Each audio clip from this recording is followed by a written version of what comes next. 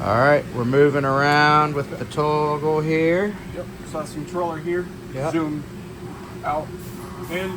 Yep. And then all the light controls are on here as well. So you see the green backlight there. Oh, nice. Yeah. So that's backlight control. And then you have a, this one is some, one of them's basically a ring light. The other is a spotlight. So these three are the light controls. So Okay. You would, so I'm gonna zoom in on this part here. And when you're measuring the part, I always, when I'm getting like an outline of a part, Okay. I turn on the backlight all the way.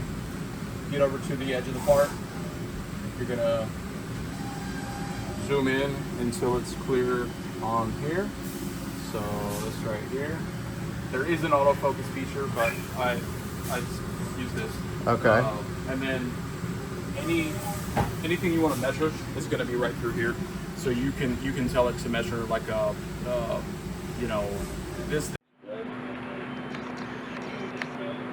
Smooth. Covers and everything are intact. Everything looks good.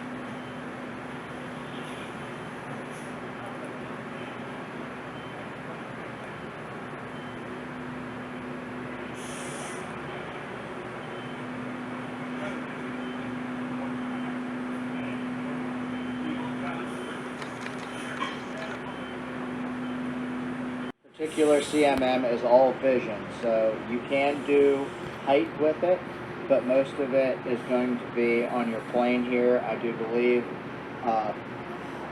you got really good magnification. The axis movement is very good. The pendant seems to all function properly with all the different knobs and everything.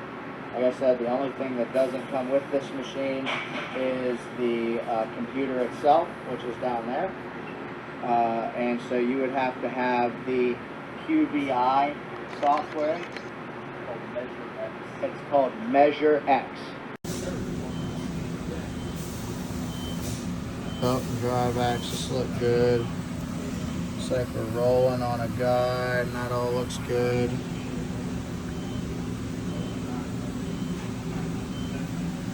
There.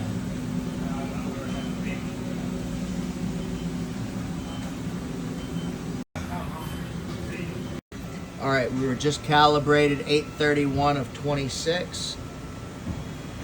There we go.